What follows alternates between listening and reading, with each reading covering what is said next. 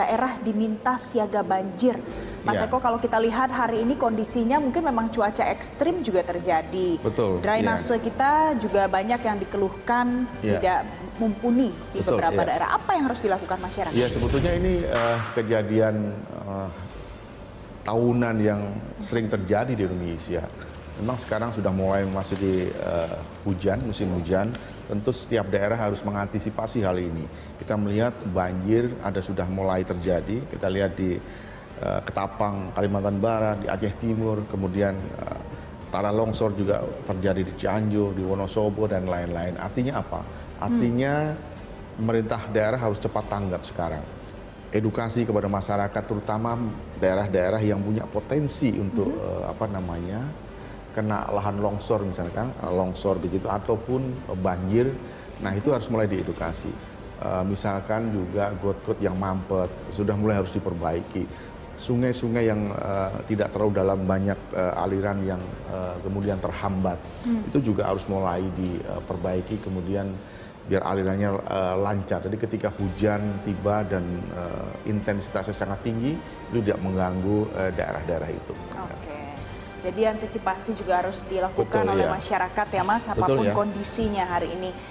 Yang ketiga, Mas Eko, kita lihat headline di koran kita hari ini, pemirsa, pengganti Anies harus siap hadapi tantangan.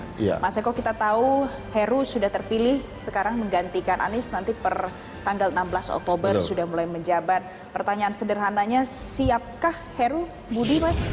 Seharusnya siap ya, dengan beberapa kali dia menjabat posisi di DKI, termasuk pernah menjabat wali kota Jakarta Utara, kemudian sekarang masuk di lingkungan istana. Saya kira ketika Heru kembali lagi ke DKI, dia tidak perlu waktu untuk menyesuaikan diri, terutama kepada ASN, birokrasi di DKI, karena dia pernah lama berkarir di DKI mulai tahun, kalau tidak salah, 93 atau 94. Jadi tidak ada alasan untuk dia langsung tancap gas ya. Karena memang Jakarta ini 2 tahun ke depan akan banyak problem yang harus dihadapi. Selain terkait dengan kemacetan, banjir, sampah, dan lain-lain, tentu ada hal yang harus kita cermati, termasuk perpindahan ibu kota ya, IKN dari DKI ke Kalimantan Timur, juga termasuk pemilu serentak nanti di 2024. Jadi dan waktunya tidak singkat ya Mas? Betul, jadi dia sebetulnya punya wewenang yang sama. PJ itu punya wewenang yang sama yang dengan gubernur definitif.